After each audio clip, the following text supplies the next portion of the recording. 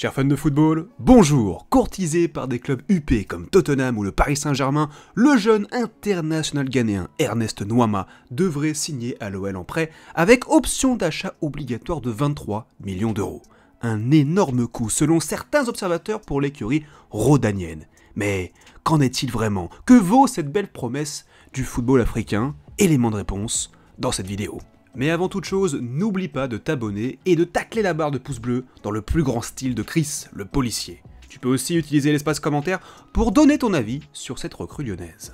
Et pour commencer, intéressons-nous à l'homme avant de parler du joueur. Qui es-tu, Ernest Nuamah?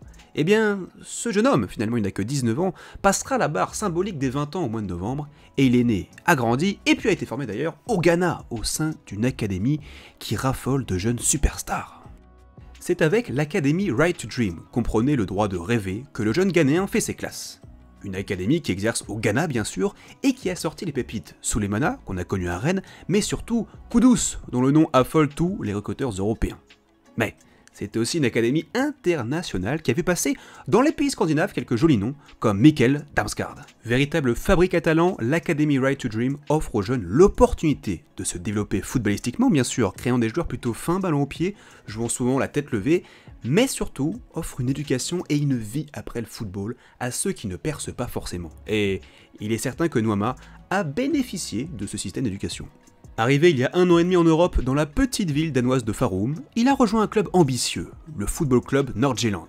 Un club sans une grande histoire certes, dans lequel la pression médiatique est moindre que chez le géant danois, le FC Copenhague. Mais en 2022, Nordjylland va mal, et l'équipe est loin des places qualificatives à la Coupe d'Europe.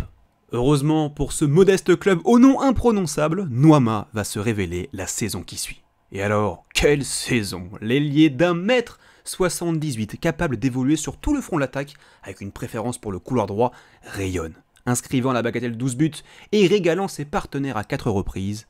Pas toujours juste, il est vrai, dans le dernier geste, Nuamah est un joueur avec du déchet, mais comment ne pas en avoir quand on tente en permanence de dribbler et de provoquer le déséquilibre? Si Nuamah doit progresser dans le dernier geste et dans sa gestion du tempo des rencontres, les qualités sont là, trop grandes, trop évidentes. On dit qu'une première touche ne trompe jamais, mais quid d'un titre de meilleur joueur du championnat danois à 19 ans seulement? Quand on connaît la progression du niveau de jeu en Scandinavie, ces 10 dernières années, c'est loin d'être un maigre exploit. Pour plus d'infos sur le profil du joueur, n'hésite pas à aller checker la page Twitter de Mickey. C'est vraiment la référence en termes de scout en France, et croyez-moi, si ce mec-là dit que le joueur est bon, on peut le croire les yeux fermés. Mais alors, messieurs dames, 2 questions se posent. La première, comment l'OL, au fond du trou financièrement et sportivement surtout, a réussi à attirer un joueur que toute l'Europe s'arrache? 4 facteurs sont importants à prendre en compte selon moi, et déjà, dans un premier temps, l'OL est vu par beaucoup comme un excellent club tremplin. 1 ou 2 bonnes saisons peuvent vous suffire afin de rejoindre l'élite du football mondial. Ensuite, la Ligue 1. Ouais, ça peut paraître un peu bizarre dit comme ça, mais le championnat de France est de plus en plus attractif. Des clubs comme Reims, Lens, Strasbourg viennent taper à la porte et réussissent à attirer des cracks ici et là. Et si nos clubs français ne brillent pas en Coupe d'Europe, à l'image de l'OM mardi dernier, le niveau global du championnat, lui, est largement mis en avant à l'échelle internationale.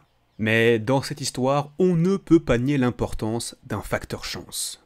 Ce dernier s'appelle Michaël Essien, légende de l'OL et du football mondial. Sa parole est vraiment précieuse pour tout jeune Ghanéen, car il est un symbole de réussite important. Et il se trouve que Michaël Essien est actuellement l'assistant coach de Nordjylland. Bon, il se dit que ce dernier aurait peut-être conseillé son jeune compatriote l'invitant à rejoindre l'OL plutôt que le PSG ou Tottenham, et même si je ne peux confirmer l'info, cette dernière reste plausible. Enfin, dernière clé de ce recrutement, le directeur du recrutement lyonnais, monsieur Mathieu Louis-Jean. Ouais, sous pression avec une DNCG qui l'a obligé à revoir ses plans, Louis-Jean a réussi à convaincre un jeune joueur prometteur que l'OL serait la bonne destination, malgré toute l'incertitude qui plane et qui entoure le club actuellement. Chapeau, MLJ. Et pour conclure, quel visage aura l'OL avec Nuamah? Déjà, je pense qu'il est nécessaire de se passer des services de Laurent Blanc et de mettre au pouvoir un tyran. Alors attention, quand je parle de tyran, je parle ici d'un coach proactif qui mettra ses joueurs à rude épreuve, les sortant de leur zone de confiance. Car Nuamah ne va pas transfigurer l'OL à lui tout seul, attention.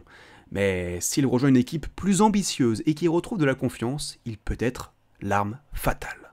Avec un quatuor offensif, Cherki, Barcola, Nuamah, Lacazette, l'Olympique Lyonnais n'aurait rien à envier à personne sur le papier.